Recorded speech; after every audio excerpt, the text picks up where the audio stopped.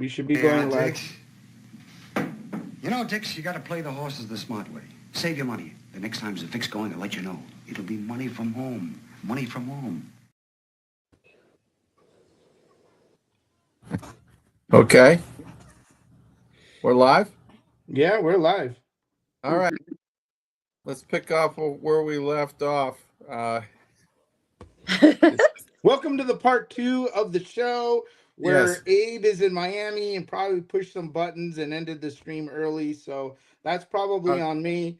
While I figure out that I'm figuring things out on my iPad. I'm touching wrong buttons, and so that one's on me, Chab Dog. That's all right. That's all right. You got us back to where we need to be. And again, this is brought to you by Chabner Law, serving Southern California's business and transactional legal needs, as well as chabdog.com. And got our panel of co-hosts here. I'm calling Bo a co-host now because he was the first one that was in the studio this morning, bright and early, despite the ice storm. Bo Jeffcoat. Thank you, Bo. And 16-degree wind chill. Oh, wow. Wow. I can tell you it's nowhere near that in Miami, Florida right now. Show off. Thank goodness. I really don't want to leave from here. I really like Florida. I'm a Florida guy. Yeah. I love Florida. Leaving another defector from California, huh? Yeah, he don't talk like a Florida guy. No, I don't talk like a Florida guy. But I do talk like a Miami guy. I could be, ay, papi, you know? I can be like that. I can be a Miami guy. I learned that. Wait, Abe, what are you doing in Florida? You waiting to go on a cruise? Yes, matter of fact, like everybody in the lobby, which is funny because like I think all the airport lobbies are full of cruise people here in Miami. You know, everybody's got their bags and they got their cruise tags on, and everybody's coming in and out. But yes, I'm like every typical Miami tourist. I'm here to catch a cruise on Monday, and today we just have kind of a fun day in Miami. Going to go to the Ringling Brothers Circus later today. So in a few hours, we're going to, it just happened to be that the Ringling Brothers are in town while we're out here. So we bought tickets a few weeks ago, and we're going to go see them at 4:00 Miami time. Well, thanks to you, we had a Ringling Brothers Circus here on the show today. Yes. A 3-ring circus. Yes. And we had Dorothy. Dorothy was doing the trapeze with her upside down phone in the part 1 of the show.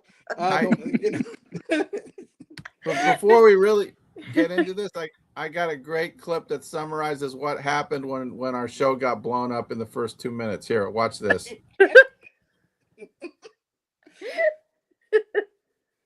Where is it? Got blown up. We blew it up. Oh, nice. Oh, watch this. Gotta let it play again. Hold on. Is that a cheetah? Oh, they didn't show the funniest part of the clip, which was when here. Ew. The hippo farted on the oh cheetah. My goodness. And then the cheetah turned into a hippopotamus. Oh, that looks like a really good AI clip right there. It was. You think so? Ew. We're starting your Sunday morning with some hippo self-defense mechanism. But I will put it to you this way: if it works, you know, that's all that matters, I guess, at the end. I wish I could do that and just, get rid of things that I didn't want with a little bit of an eruption. Well, listen, the next time you Sure get you mugged, could. the next time you get mugged, El Chab Dog, you just pull down your pants and show them, it's like, hey, I'm going hippo mode on your ass, Hey, that won't work in LA, Abe. You know that. You'd be That'll work in inviting some shit in, that's for sure. it'll work in San Francisco where there's everywhere. It's worth a shot, I mean, you're already in a bad situation, so I don't know. This could go either way. 50-50, guys. All right. Well, anyway, where we left off, talking about Miami and Indiana, and I think the Indiana coach just outdid the Miami coach. He had more moves. Did you like that move though that Indiana did at the in the fourth quarter, going for it on 4th and 5? Pretty ballsy, huh? That was a Saban move. Yeah, he learned that from somebody because, I mean, it was obvious that the offense had to win the game, I think, because the defense was starting to look tired. Mm. If you'll remember, I said that Miami team had some huge offensive linemen, and they wore them down. And you're right. Mm-hmm. Yeah, because look, Miami came back and scored another touchdown after that. And, so if they had only gone for the field goal, I can't do the math in my head this quick, but it would have been tight and difficult. So, we got Brian here too. Hold on a sec. Bring Gabby on. Did you add Brian to the stage? I did it. There he is. I just did it. There he is. So, Hello, Brian. Actually, I was backstage for about 10 minutes here. Uh-oh. I had to come back in. I don't want to get Gabby Johnson mad at me. Brian, No. I see your name on your face on the show. You gotta Oh yeah, I see that. you gotta bring your camera down a bit. So I see your beautiful. I want to see your mud. Look at that. Yeah. There you go. You want to see Brian Keller in the full view right here, 4K Brian Keller. now Right, with the unbuttoned shirt, damn dude, Brian, you're the man, dude. You This the is- king of Palm Desert. I just want you. This to is know yeah. that. I could see him doing some endorsements. Yeah, I'll take that. Yeah. Give me some money. Show me the money. Show me the money. Yeah. Brian's like, I'll sell it. Show me the money, I'll sell it. Well, we're here to make predictions and share our knowledge. So let's just jump right into it. I want to start off with the let's go a little bit in reverse. Let's start off with the second game today, which is the Rams and the Seahawks. And boy, I saw the spread now. It's a little bitty 2.5 points. It's dwindling. Yeah. I think people are starting to get cold feet about the Seahawks and Sam Darnold. Huh. But I'm not. I think that's too tiny of a spread. I think they'll win by 3 or 4 or 5. And anybody want to put in? Sorry, I know Stafford is a far better quarterback than Darnold. That's number one. Yes, True. but that's it's not the in only Seattle. factor, is it? Right, it's in Right. Seattle.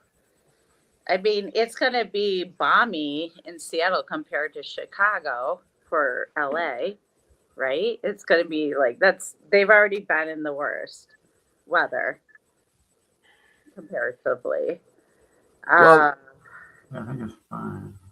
Isn't that an enclosed stadium? One of those stadiums that it's not enclosed at all? I think so. I thought that one was open. That's Let's see. well. So the weather's not gonna. But the weather, I don't know what. I didn't hear the weather was gonna be that bad. I mean, it's Well, probably 31 degrees right now. I mean, regardless, it's not as bad as Chicago. It was cold last Right. weekend in Chicago, really cold. that's Yeah. that's interesting that it's not enclosed because like Seattle has a big home field advantage with that noise factor, don't they? Totally. It's Yeah. one of the noisiest stadiums there is. So they should have been able to make it, with a retractable roof so they could make the sound even more, Yeah. all encompassing and difficult for the other team. It's it's a got big a roof, but it's there's an opening along the sides. So, I mean, the wind can get through there. I think there's an echo factor from the roof down. It's why it's so Right. loud. So I was right. Yeah. Okay, so it's kind of like the Ram Stadium then. It sounds like SoFi. It's retractable.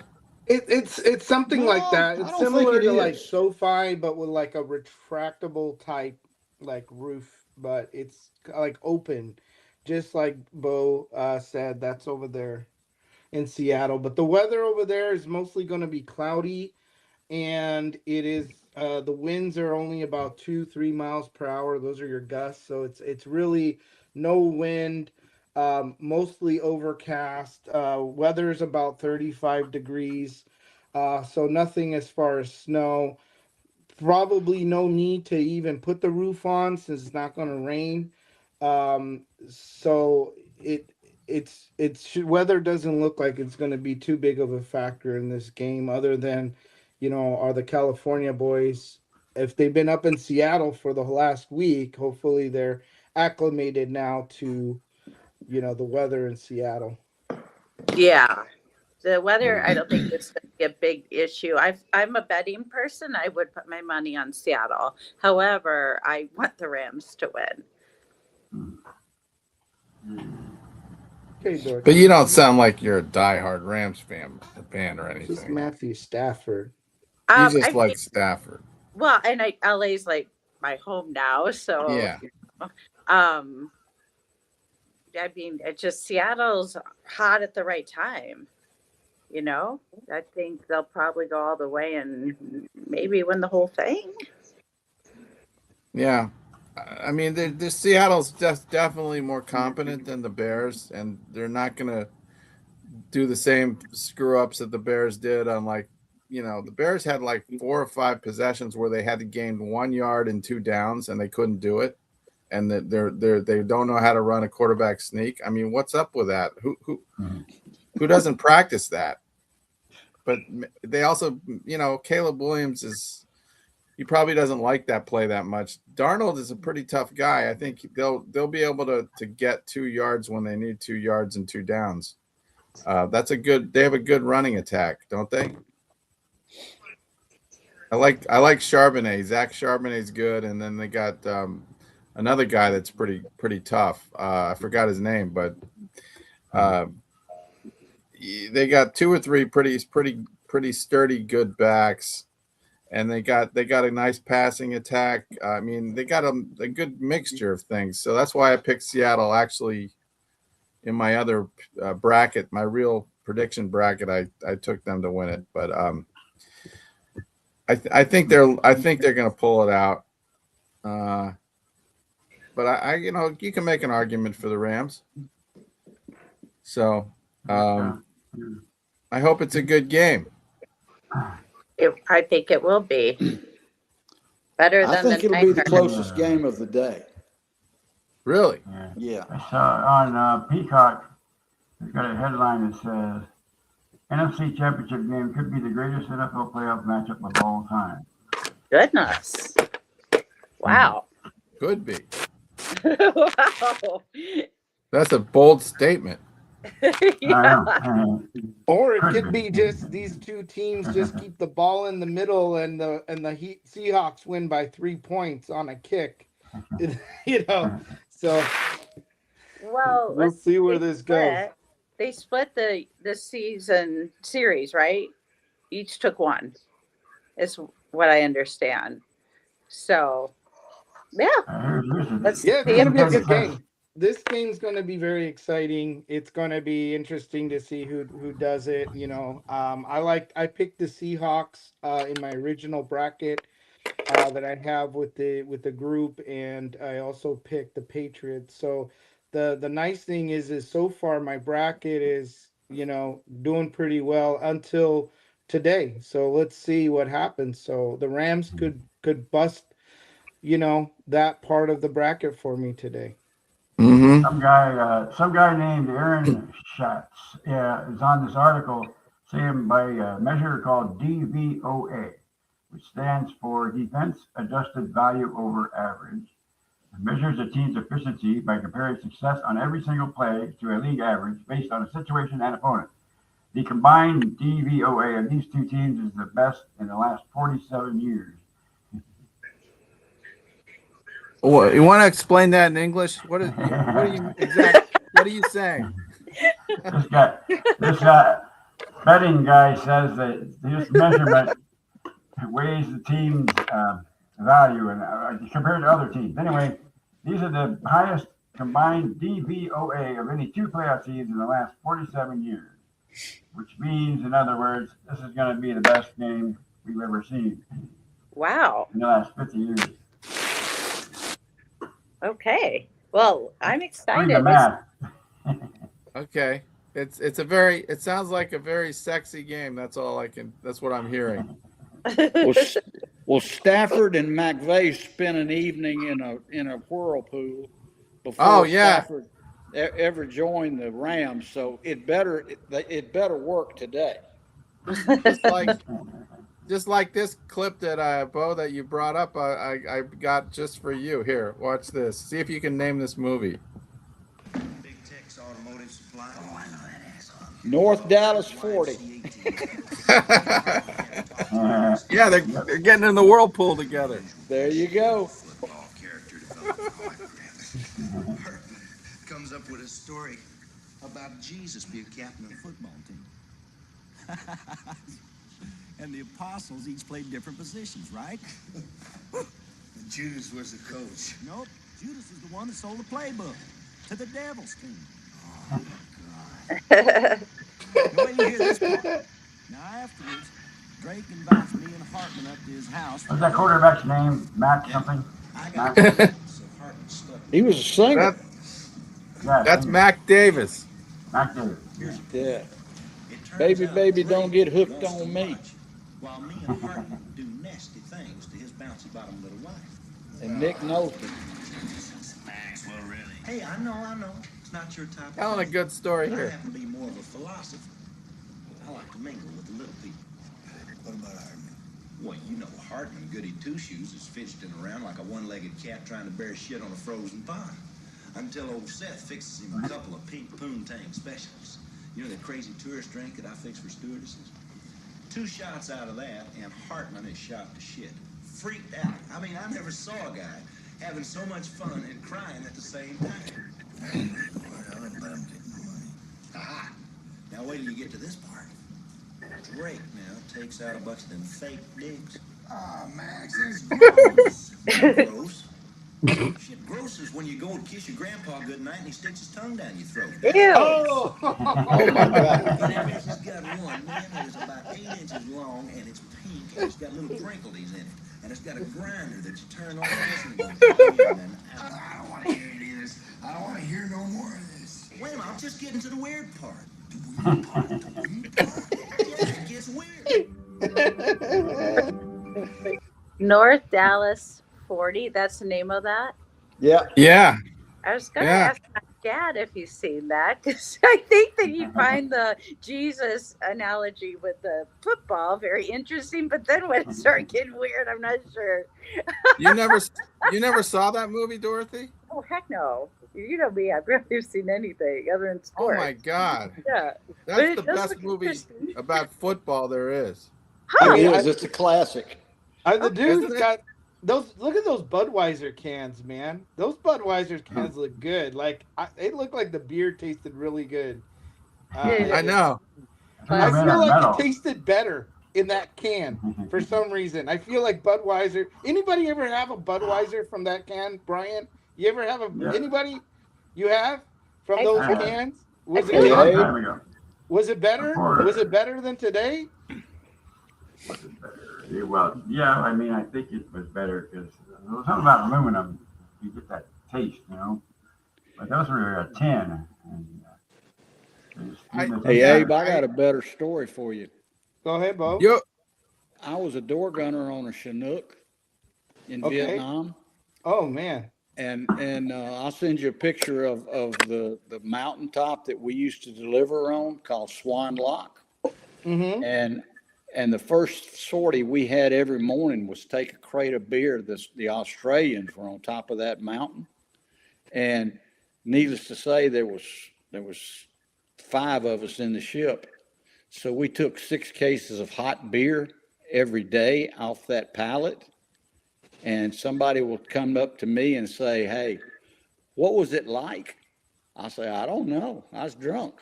But I drank hot Budweiser 90% of the time out of a can every day.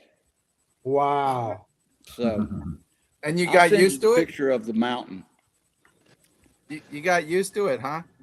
Oh, I used to drink. Yeah, if the pilots didn't drink, which most of them wouldn't, I got 2 cases. So Huh. Yeah. if I had 2 cases of hot beer a day, and then we came in after that evening, and we had a club on the airstrip there, and cold beer was a nickel a can. You know where I was. So it wasn't a bad gig. No. No, not at all. Especially being a door gunner. That's a fun job right there. It wasn't bad. I mean, we mostly haul stuff. I mean, it wasn't like they tried to make us a gun company, and we lost every ship in 3 days. So we realized Chinooks are not, if you know what a Chinook is not a gun ship. No. If you More see like a those, cargo helicopter. exactly, it's good for heavy lifting and transporting troops, and that's Yes. about its strong point. Mm-hmm. Oh, and Bo, what was your role in first off, were you in the Marines? What were you in? What I was in the service? Army. Army. Mhm. And you were on these Chinooks a lot? Every day, yeah. I was a stupid kid. I mean, they basically, I had some friends, and then one morning about 4 o'clock, they woke me up and said, so and so's too drunk to fly. Would you fly? And I said, sure. And he said, it's just like air conditioning. You get 3,000 feet in the air, it's like living with air conditioning. And so I tended to like it a lot because I was young and it was cooler up that high. So And you know how to fly and everything? oh no, I sat there drunk. The machine gun had butterfly handles, and it was mounted into the window. So, I didn't do nothing Wow. except drink beer. Doesn't sound so bad. It wasn't, I keep saying, it wasn't too bad at all. It Just wasn't a bad gig. got some cases of beer in the thing that we need to transport. Have ourselves a few brewskis. Look out the window. Have nice cool air, blow into my face. My young hair run through my The hair. worst day I ever had, Abe, was we were transporting food to the Koreans, and a big pot of kimchi fell over and opened up, and it was the most sickening smell that I ever smelled.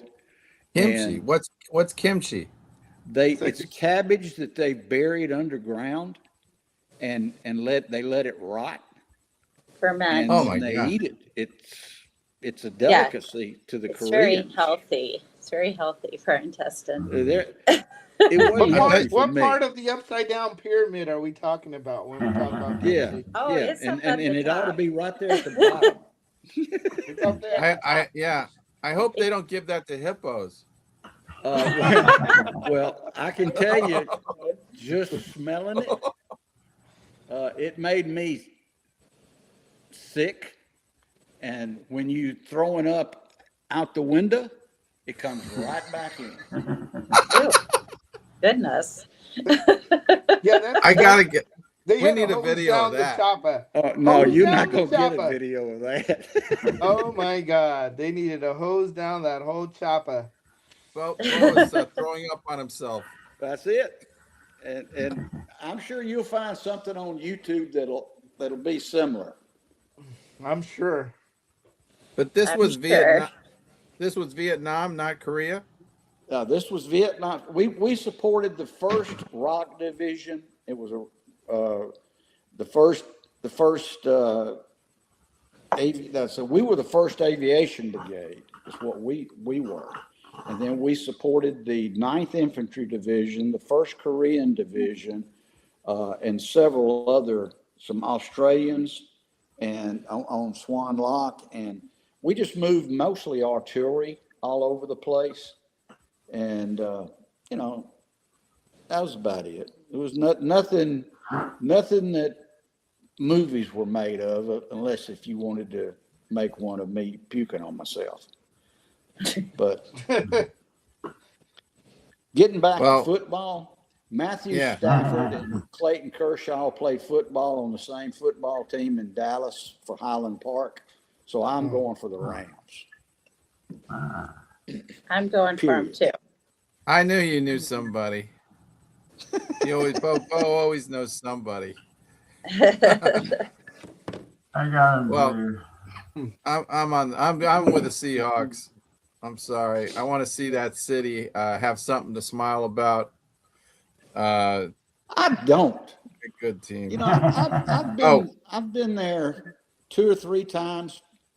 Well, I've been there to get on a cruise ship a couple of times I've been on 10 Alaskan cruises, and a couple of them have gone out of Seattle, and I just don't like them. I just don't like Seattle, and I don't like Pete Carroll and his bunch. And you look at, he's not there anymore, though. well, I know that, but you know, Walter Payton still ain't with the Bears, but I love the Bears. So what can I say? Okay. Yeah. So, all right. Well, let's move on to. I want to give a little bit of a shout out to John Brody because he just died, and he did a real nice job as an announcer. I remember him from my childhood with Kurt Gowdy and Merlin Olsen, and then later with Don Crickey, and also he's just, from everything that I can find, he was a really top-notch quarterback. I don't know if he's in the Hall of Fame, but he's close. No. I don't think he is. He should be. Yeah. Yeah, because he was San Francisco 49ers offense for quite a while, before, leading into the early 70s, I guess. And he got beat up like a dog. They weren't that stout back then. Yeah. They only had a couple of winning seasons, actually. Yeah, so that probably hurt him that he never had a Super Bowl. He never played in the Super Bowl, right? Right. But he certainly contributed a lot to the game. Here's a slice of what his broadcasting skills were. Listen to this. Let's add. Who played with distinction for 32 years in pro football, never made it to the Super Bowl as players, but have made it as commentators. First of all, Mr. Merlin Olsen. Thank you, Kurt. I think probably the only thing tougher than earning the right to play in this game is waiting for the game to be played. These players have been under the microscope now for 2 weeks. They were ready to play it last week. They had to wait. It's been awfully hard for them, and I'm sure they were ready to kick it off at 1 o'clock today. I got a lump in my stomach and my throat. I bet they've got a big one down there on the field, and they're ready to go. All right, Merlin was an all-pro defensive player. John Brody, an all-pro quarterback. Your last-minute reflection, John. Well, I think, Kurt, when there's as much fanfare as has been attached to this ball game as there has, as much importance placed on the outcome of this game as there has, that the players have one ability that they need to have. That is the ability to go down on the field, put all of the fanfare out of their mind, execute like they have in practice. These guys have shown they can do that over the years. I think, and this is the reason I think, that this is going to be a high-scoring game and a close one just because of that ability. I've got a running gag with all my old pals at NBC. What about the ball game? And I'm proud to be working with. All right. Yeah. That was the way that that was the kind of relationship he had with those other announcers. He just they just made it a special event every time they broadcasted. That was before the Steelers Cowboys Super Bowl in 1970. I think it was played in 79, and he called it exactly the way it was. It was a high-scoring game, very entertaining. 35-31, my Steelers won. And so I grew up with that guy. Yeah, I remember those days. Well, I kind of did, but I kind of think more like he was more like Archie. I mean, he was talented as he could be. He was a great quarterback, but he was on a team that sucked and got beat to death by old school NFL players. You know, today you can't touch a quarterback. Back then, oh my God. Everything goes. Oh, anything goes. I mean, their whole objective on the defense was basically take out the quarterback any way they could, and it was brutal. Yeah. I watched a lot of football in the 70s, and then recently I was watching some of the playoff games in the late 70s, just real physical. I watched the Denver Oakland AFC Championship of 1977, and that was a brutal game. Every time a pass was completed, somebody got flattened, and the quarterbacks were getting killed. And that was classic, grinded out Denver Broncos football before Elway. Who was the defensive back that was the actor that they called him Hacksaw or Chainsaw or something? Jack Reynolds. Jack Reynolds. Well, Jack Reynolds, he was a defensive end, but I'm thinking of Fred was his first Fred name. Dryer. Oh, Fred Dryer. I think he played for the Chiefs. I'll send it to you, but anyway, it's he was famous for, like a wide receiver doing a crossing pattern, and he'd come across with his arm out and take his head off. Well, are you talking about the guy that, like, there was Jack Tatum?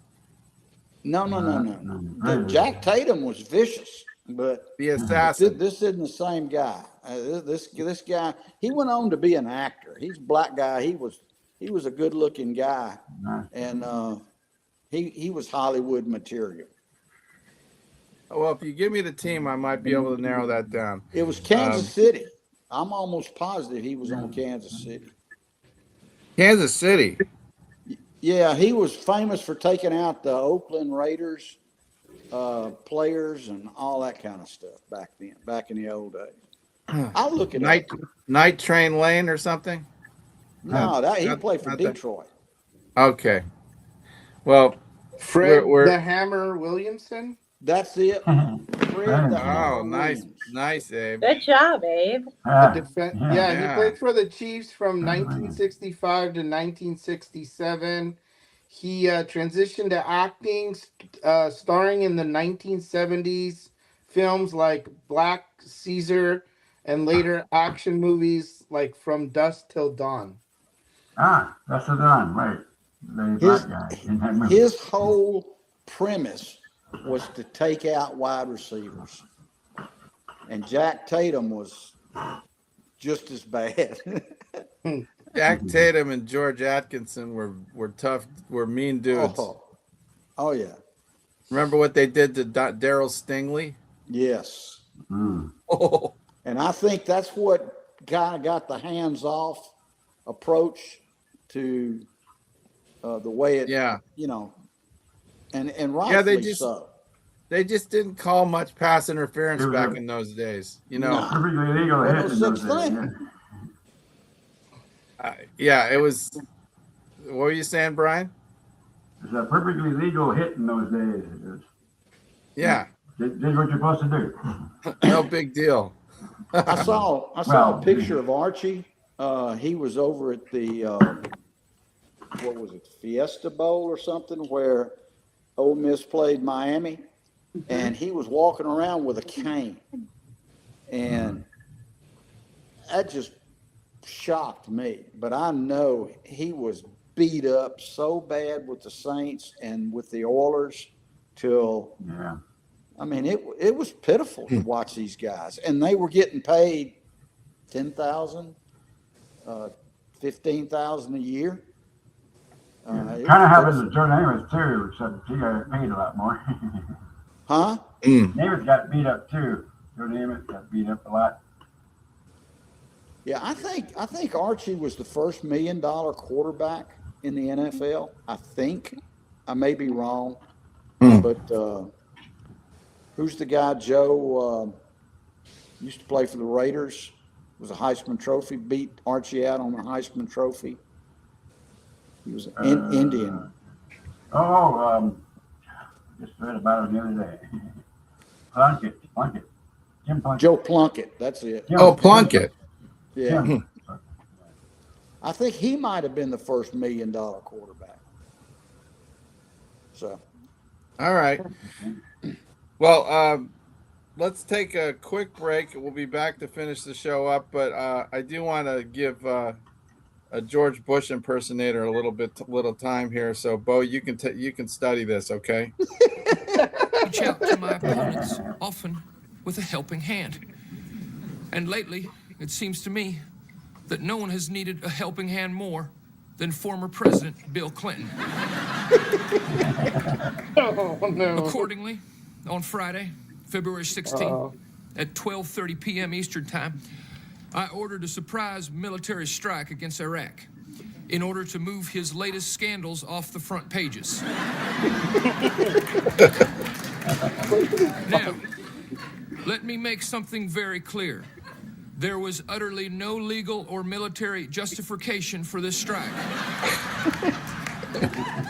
Many innocent Iraqi civilians were killed or injured, and the men and women of our armed forces were needlessly placed in harm's way.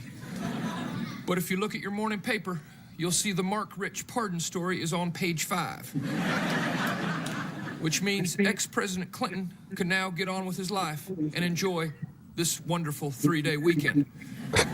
Now, many in my own party have questioned the wisdom of my action. Why, they want to know, did I fail to consult with the Joint Chiefs of Staff and instead plan the raid only with James Carville and Geraldo Rivera?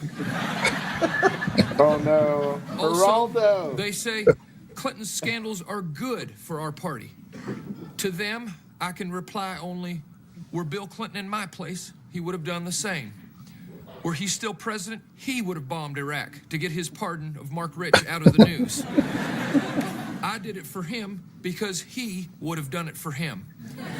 It's called bipartisanship. Finally, to Saddam Hussein, I have just one more thing to say. Live from, no wait, 2 more things to say.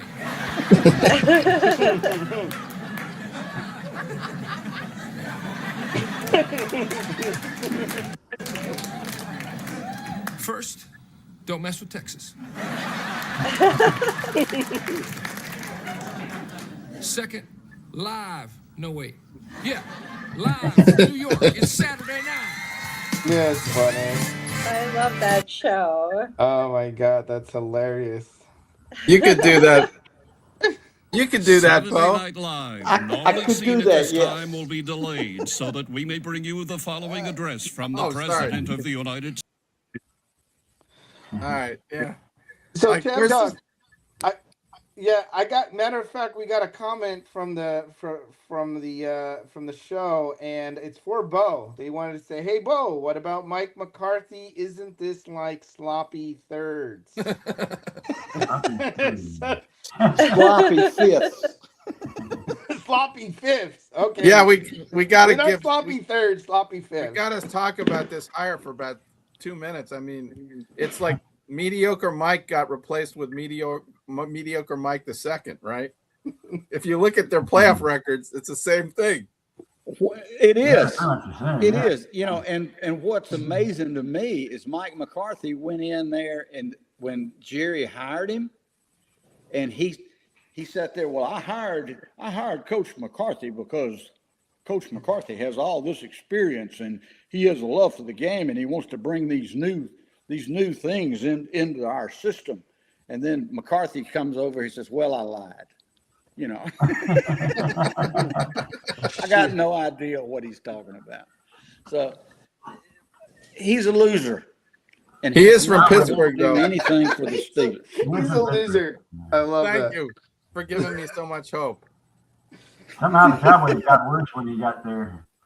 I don't know. I mean, Kenny Gainwell will probably go back to Yazoo City, Mississippi, because he can't deal with McCarthy.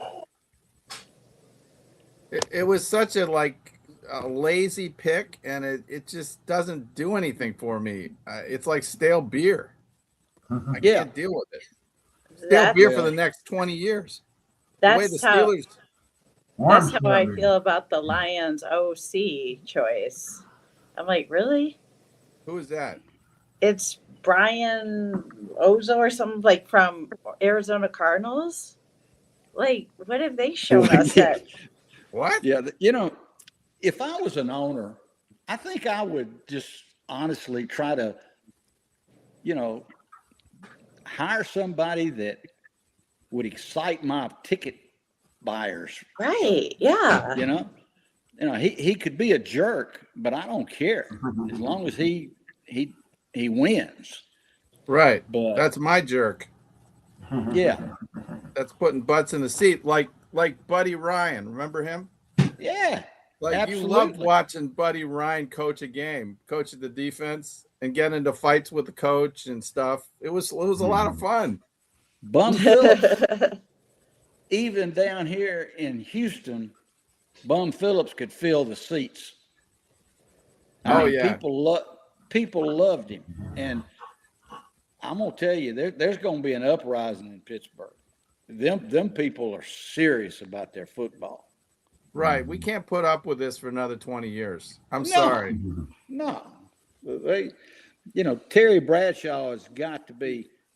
He's probably moving back to Louisiana because he don't want any part of Mike McCarthy. Yeah. I don't think they got along at all. Oh yeah.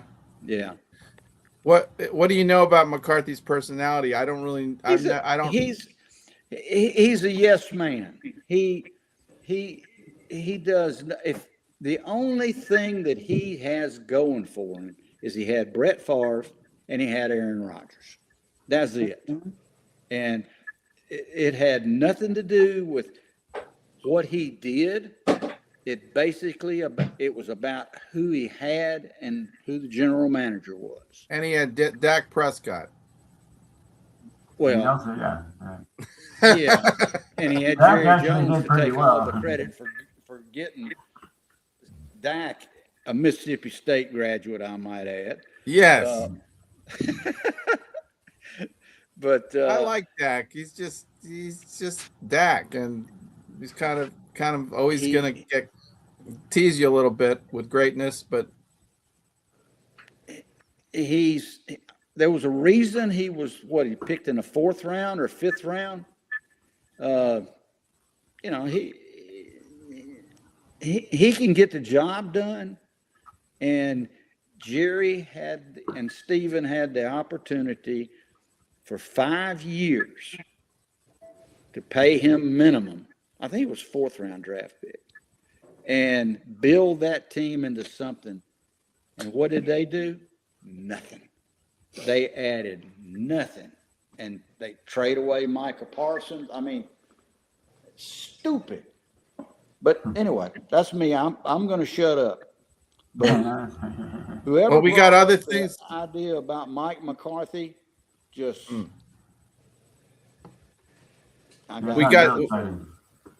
We got one other game to talk about, which is the early game, and if it's a repeat of the last championship game I saw these teams play, I'm going to be very happy because that was a great game. Anybody remember that 2015 AFC Championship? Mm-hmm.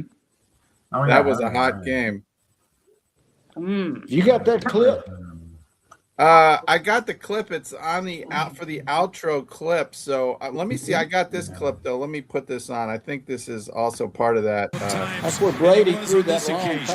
On the outside, what do they do? The Broncos have not allowed a fourth down conversion over a long span.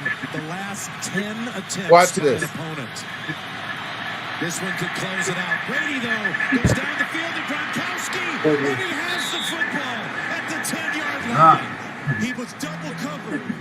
And what happens when you're double covered? Who's got him deep? In and out. Look at that. So, I got him inside. You got him outside. Big part of it, but that was the perfect play. Double coverage. They made a mistake. First and goal. Brady over the top, incomplete. Gronkowski has Talib on him at the top. Second and goal. Quickly over to Edelman. Edelman gets around Roby, and it's down to the 4. They got Roby down here in the bottom on Gronkowski. Brady looked his way. He's hit and throws incomplete.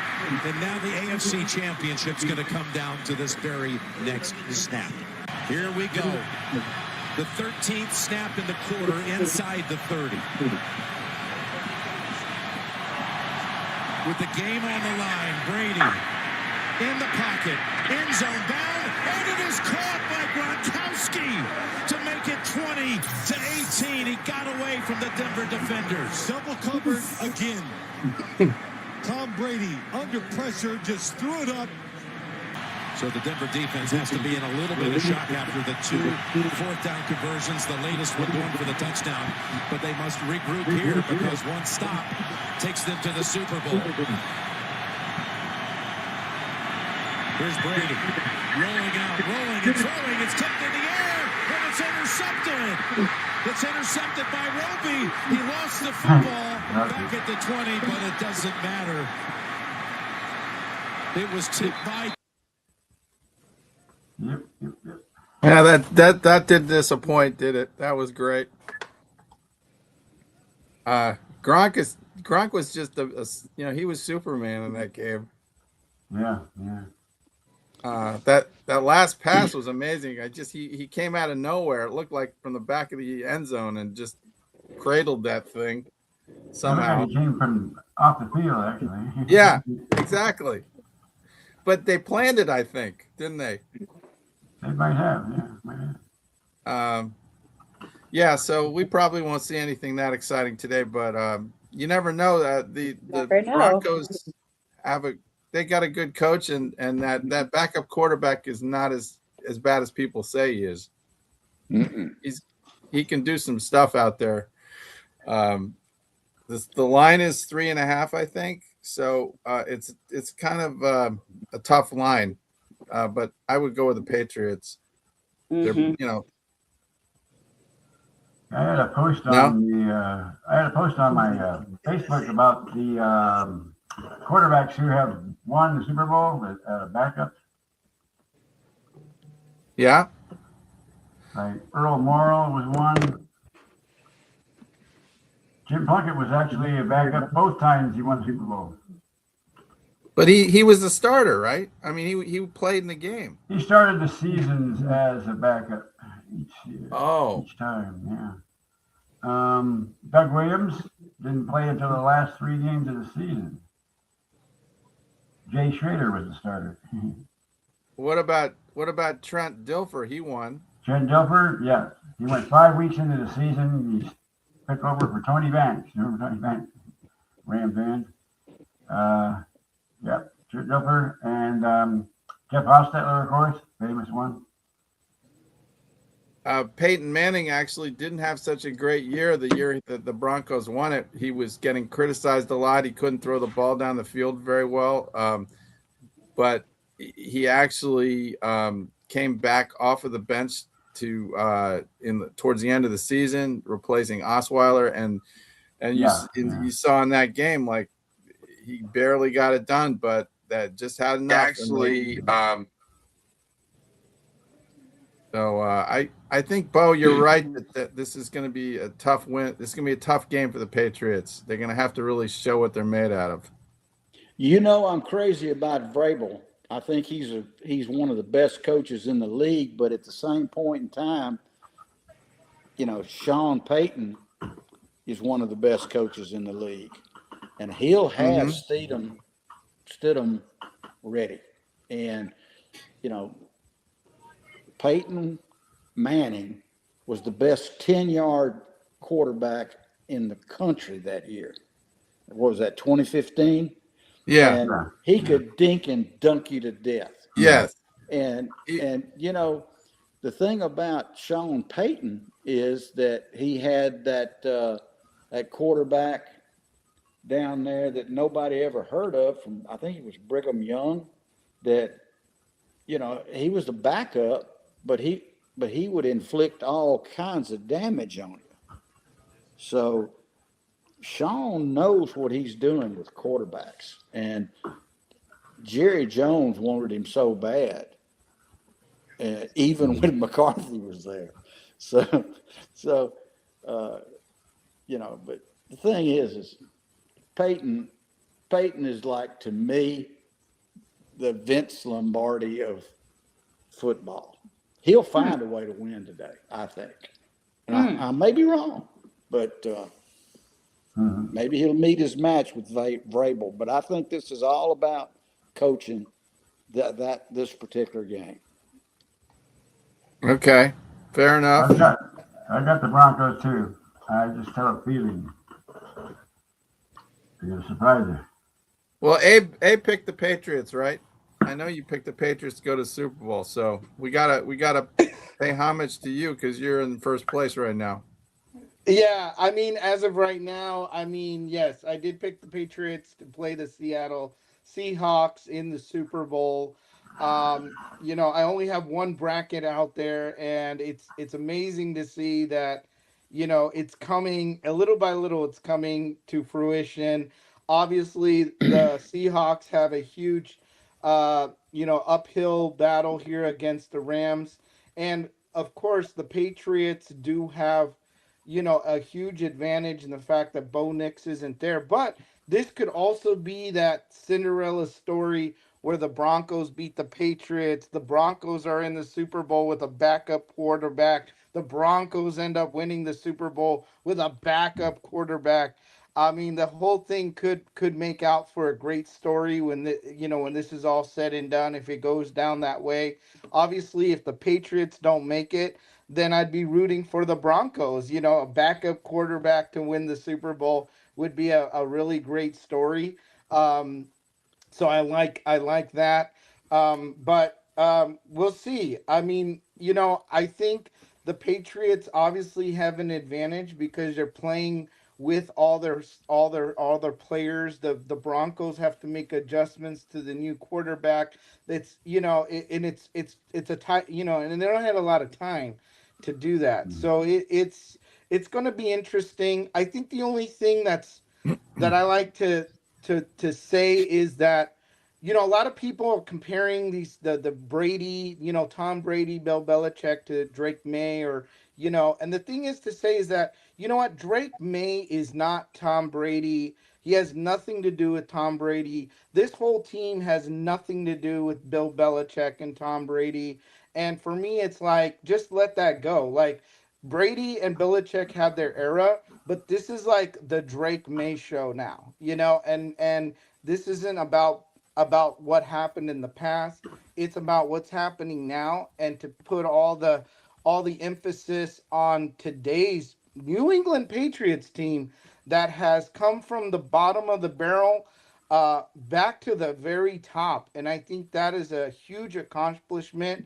for New England, and it says a lot about New England and what they were able to do to come back from last place to first place.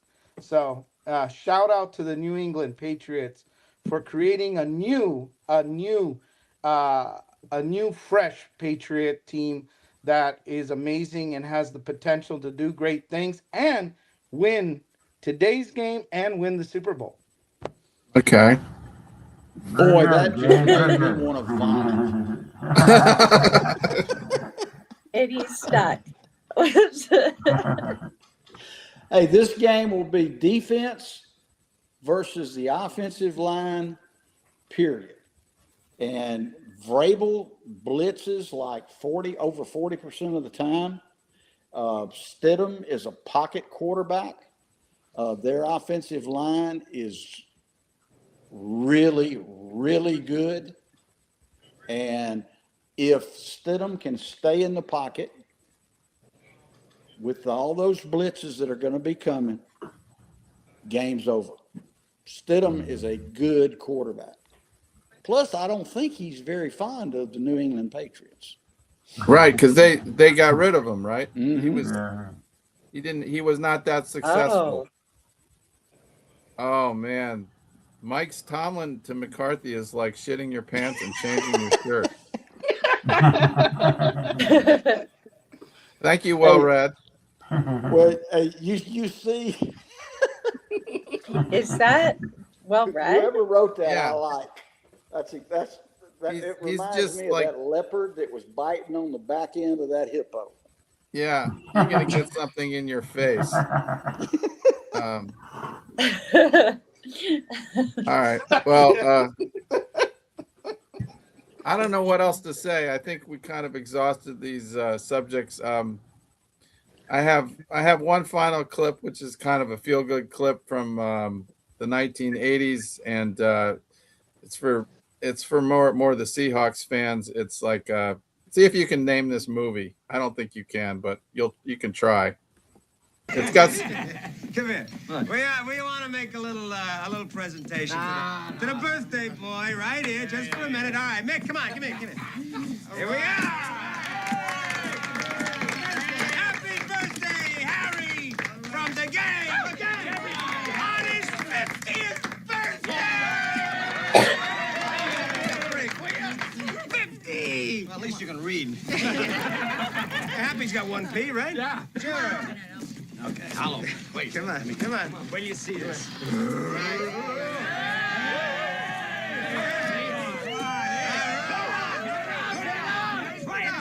Get that rag off from here.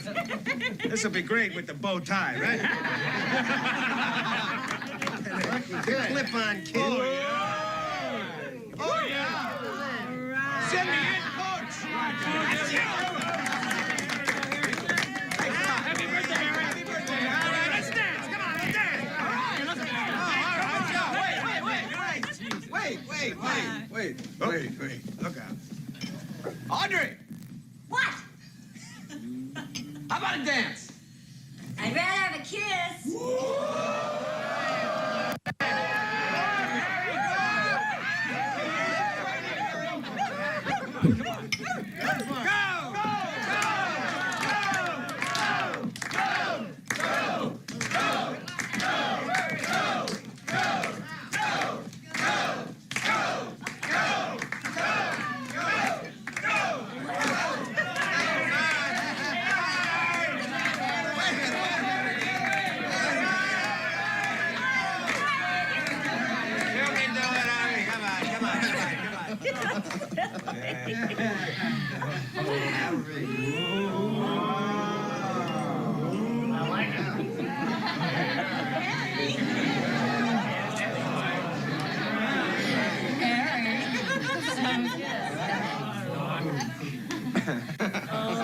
That is the best kiss I ever had.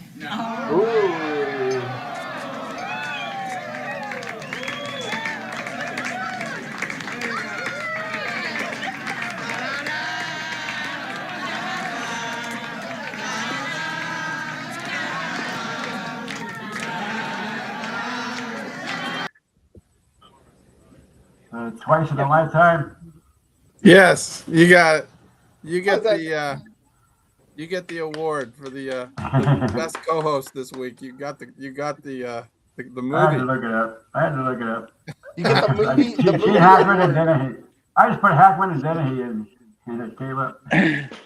Yeah, Gene I Hackman. It was Gene Hackman, right, Chad? Yeah. And Margaret. And Margaret, yeah. Yeah. You know, I love Gene Hackman in that era, especially like when he played like the coach in The Replacements.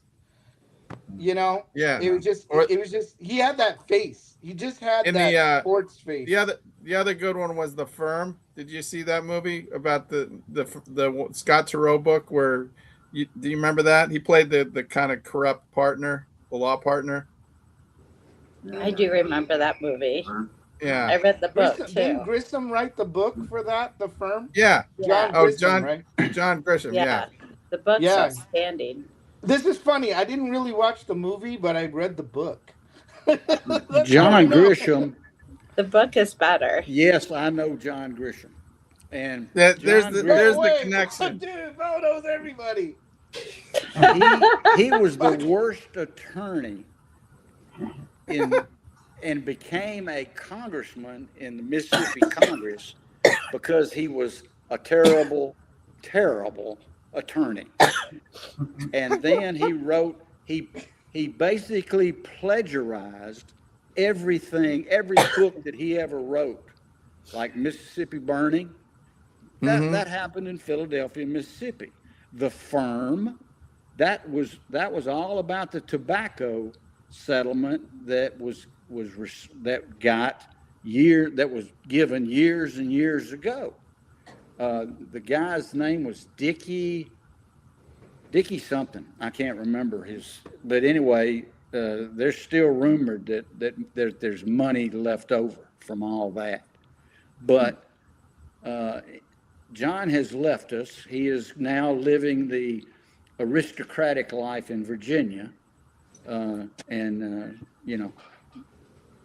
So be it. As he should. Well, all those stories are for another show, Bo. You're Gotcha. now co-host. You'll have plenty of opportunities to tell us about it. Hey, I'm mourning McCarthy. I'm so depressed about Mike McCarthy that I'm going to go have a couple of pink poontang cocktails right now. Oh, damn. Boy, if you were on Mississippi TV, they'd ban you. Did I say a bad word? Yeah. But that's all right. Well, all in good fun. This isn't, I guess, a family show, but it is for anybody that wants to laugh a little bit and has a sense of humor. And I appreciate your participation today. It was a great show. Abe, we got it off the ground somehow. You know what? You got it off the ground. I applaud you for getting the show started. I got in the co-pilot seat and then I crash landed the plane, but then I put the wings back together and we took off again. So I want to thank you, Chab Dog, for that, and you did a great job. Next week we'll set you up again for a perfect rollout. And we'll be ready to go. Everybody is invited to Abe's for the Super Bowl party in 2 weeks. Yes. Brian, I expect to see you there, man. Yeah. Hey, Abe, where are you going Monday? Monday, we're going on a Virgin Voyages cruise. This is my Nice. first time. I've never been on Virgin Voyages, so we're going on there. We're going to go to Bimini in the Bahamas is one of our port stops. Puerto Plata in the Dominican Republic is another one. Nice. And Turks and Caicos is another one. Sweet. 6-day cruise. Enjoy. I've never been on a Virgin either. We were just saying last night we want to do that. You'll like Virgin. From what I see, it's an adult only kind of cruise. Yeah. Don't go Carnival out of Galveston. That's all I gotta tell you. No, I have gone Royal Caribbean out of Galveston, and that was real nice. That was a really nice cruise. They have a very nice terminal I love it. at Galveston. And I really enjoyed matter of fact, it was a birthday cruise. We went out of Galveston, we went to Cozumel, and it was great. And the service was great. Galveston was nice. The terminal was great. We had a great time there. Next time you go to Galveston, let me know, and you and your bride can stay here. Okay? Oh, save you. All right. You're too kind, Bo. You're too kind. Thank All you. right. All right. Well, everybody, thank you for participating, and we'll be back next week better than ever. And go Patriots. Go Rams. Bye, everyone. Have a great Bye, Sunday. everybody. Bye, everybody. Bye-bye. Bye. Go Denver. Denver. Bryant, and he's going to. The clock is down, and Stidham gets it off. Now he loads up again. Sherfield again, and he.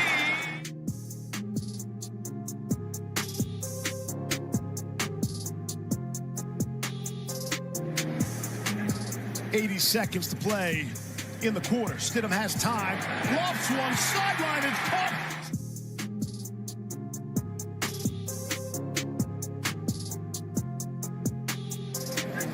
Second down and 10.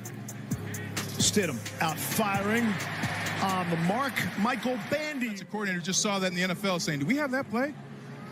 10 plays already over 10 yards. Now Stidham wants the end zone. Back shoulder and is sold out every home game since 1970. Another completion there. I'll say that again. Pressure off the edge. Valdez in pursuit. Stidham gets away from him, keeps his feet, and is able to get down.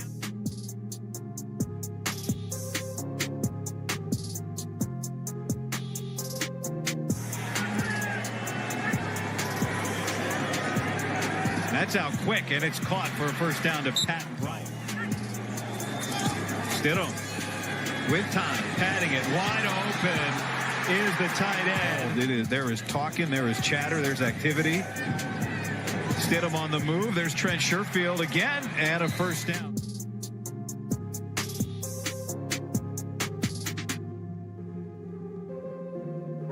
Well, weightlifting in June. Stidham with pressure in his face, gets it out, Watson, and he gets away from Martin. Off the play action, Stidham rolling to his right and throwing. There's Evan Ingram down the sideline for the big gain. Ingram is still running. Well out of there. Ingram's done for the night. That's all we need. Stidham rolling away from trouble, throws wide open. It is caught. There's Pat Bryant.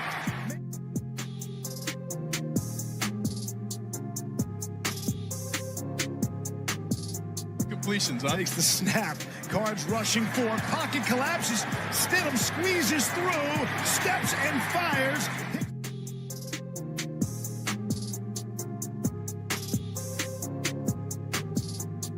Right here at the bottom of your screen. Here comes some pressure. It's picked up nicely by the Broncos. Stidham steps and fires in traffic.